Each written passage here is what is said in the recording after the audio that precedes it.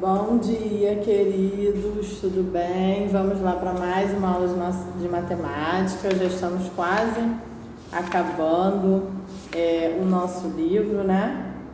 Então, vamos lá. Hoje nós vamos ver a medida de temperatura. Que instrumento a gente usa para medir a temperatura? Nós usamos o termômetro. E no Brasil, usamos a escala Celsius. O que é a escala Celsius? É aquele Czinho, né? Aquele Czinho com a bolinha em cima, que significa graus Celsius, tá? E essa bolinha é o símbolo grau, tá? Existem termômetros que medem a temperatura de um corpo e outros que medem a temperatura do ambiente. Igual a gente pode olhar aqui no livro de vocês, essa imagem aqui que está medindo a temperatura do ambiente, né? Se tá calor, se tá frio, né? É onde a gente vê a temperatura do ambiente, né? Quando a temperatura está abaixo de 0 graus Celsius, dizemos que ela está negativa. Outras cidades do Brasil, como Cuiabá, atingem temperaturas muito altas, chegando a alcançar 40 graus Celsius. As avaliações de temperatura podem causar complicações para a nossa saúde, exigindo de nós certos cuidados. Aí aqui nos exercícios nós temos aqui um termômetro, né? Ele está medindo a temperatura aí de 38 graus Celsius e aí a gente consegue ver como está a temperatura de Henrique. A temperatura de Henrique está acima do normal, né? Que está 38 graus já é considerado febre, né? B, converse com seu responsável e procure saber o que causa a febre, tá? E aí vocês podem conversar com o responsável, pode pesquisar na internet, tá bom? Número 2, observe os termômetros a seguir. Temos aqui 4 termômetros, cada um com uma temperatura, tá? Letra A, né? Qual termômetro está marcando a temperatura mais alta, né? E qual é a temperatura? B, agora sim, qual termômetro podemos perceber o número decimal na temperatura que marca? Qual é essa temperatura? O que é o número decimal? Só a gente lembrar da vírgula, né? É o número que vai apresentar ali a vírgulazinha. 3, leia a notícia a seguir. Temos aqui uma notícia, está falando do planeta Marte, né? No ano de 2015, que os cientistas da NASA constataram a presença de água líquida nele. E aí, feito isso, a gente vai responder a questão. Letra A, pesquise e escreva a temperatura que faz com que a água doce, em condições normais, congele e evapore, tá? E aí só a gente pesquisar para responder isso.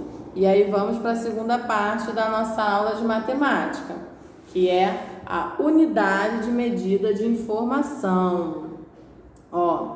Temos aqui um texto falando do iPhone, que vem conquistando cada vez mais espaço em todo o mundo, realmente, né? Perceba que o texto se refere à capacidade de armazenamento dos aparelhos da unidade de medida GB, né? Que é o gigabyte.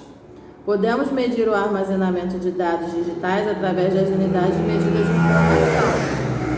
Que legal essa moto passando. A menor unidade de medida de informação é o byte, né? Então, 8 bytes, 1 byte, que equivale a 1 caractere, que é o que? Letra, espaço, número ou acento, em um computador. E aí temos aqui na segunda coluna as unidades de medida de informação a partir dos bytes. São compostos de 1024 em 1024, né? E aí temos aqui 8 bytes, 1024 bytes, que é igual a 1 kilobyte, 1024 kilobytes, que é igual a 1 megabyte, e 1024 megabytes, que é igual a 1 gigabyte, e 1024 gigabytes, que é igual a 1 terabyte. Olha os símbolos, tá? Para as unidades de informação. O byte é o B minúsculo, né?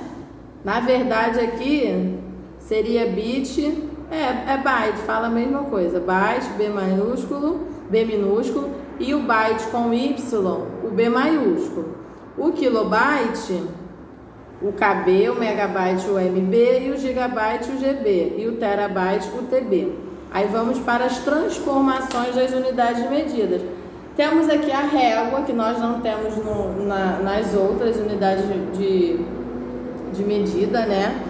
Essa aqui já trouxe pra gente a régua, que a gente consegue analisar. Então, a gente percebe que de terabyte para o byte, a gente vai multiplicar, né? E quando for lá embaixo, do byte para o terabyte, a gente divide. E aí, vamos lá. Para transformar 2 gigabytes em megabytes, o que a gente faz? A gente multiplica aqui, ó, 2 vezes o 1024, que é igual a 2048. Para transformar o kilobyte em megabyte, e aí a gente divide 3.400 dividido por 1024, que é igual a 3,32 megabytes. Essa explicação aqui tá bem pouquinha, e aí a gente vai fazendo agora nos exercícios para poder ter uma visão melhor, tá? Número 1. Observe alguns objetos de armazenamento de informação. Temos aqui um cartão de memória que vocês conhecem. Temos o CD, não sei se vocês lembram, mas antes a gente gravava as coisas no CD, as coisas do computador no CD. E antes do CD era o disquete, que não é da época de vocês. Aí veio o CD, aí veio o pendrive, que a gente tem aqui um pendrive, e aí depois que veio o cartão de memória, foi diminuindo, né, gente? Então vamos lá. Quantos DVDs são necessários para armazenar 10.312 megabytes de informação? Se necessário, utilize uma calculadora. E aí vamos lá, como que a gente vai fazer esse cálculo? A gente percebe aqui que o DVD, ele tem 4,7 gigabytes, tá? E aí ele quer saber em megabyte.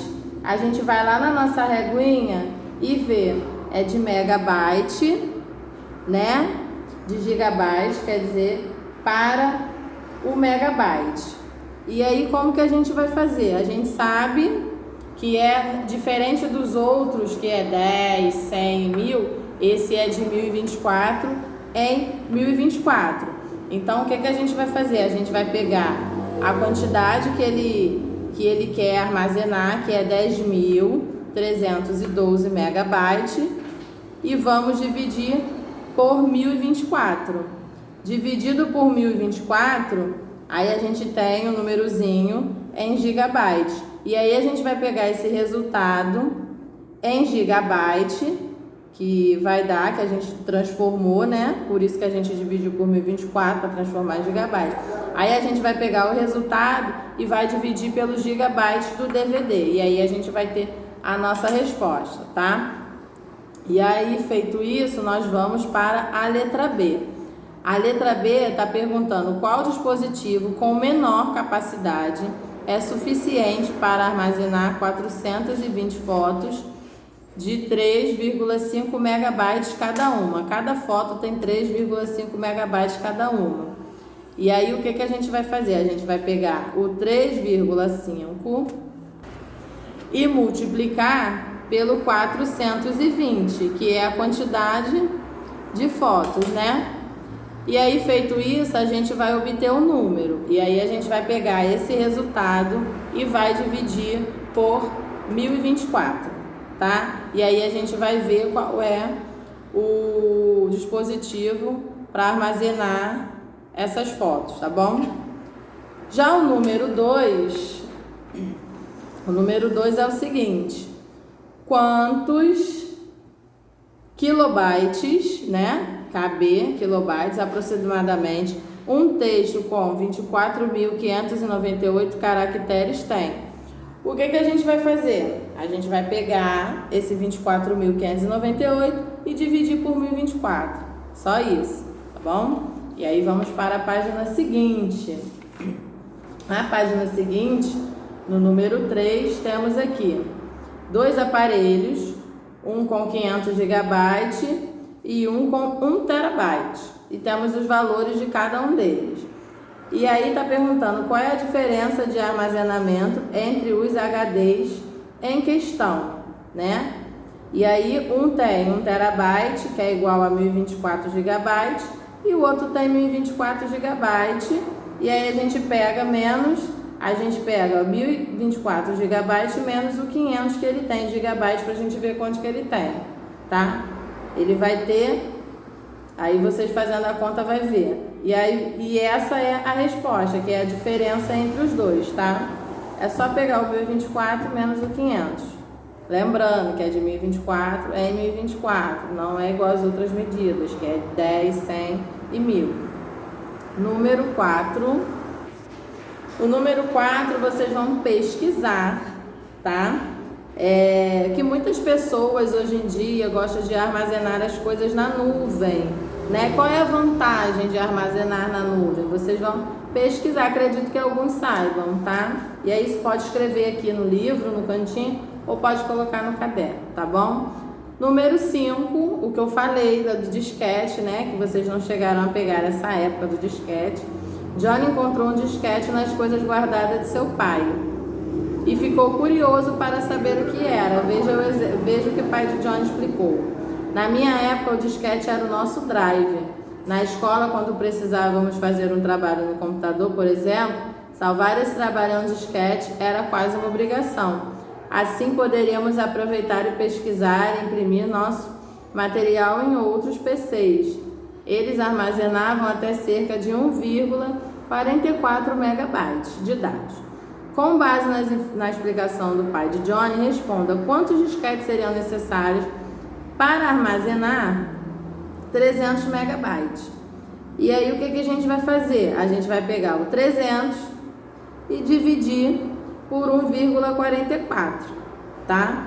E aí, esse resultado será a nossa resposta, que não vai dar um número exato, vai dar um número decimal, e aí a gente vai dar uma arredondada nele, tá bom? E aí nessa questão também a gente relembra da divisão com o número decimal, tá? O que a gente faz com a vírgula, onde a gente coloca a vírgula, como a gente anda com a vírgula, se a gente vai precisar acrescentar zero, tá? E aí o resultado vai dar um número decimal, e aí o que a gente vai fazer? A gente não pode colocar, vai ser necessário tanto disquete, vírgula, tanto. Não, a gente vai arredondar para o número que se aproxima, tá? Por hoje é só. Beijos e tchau.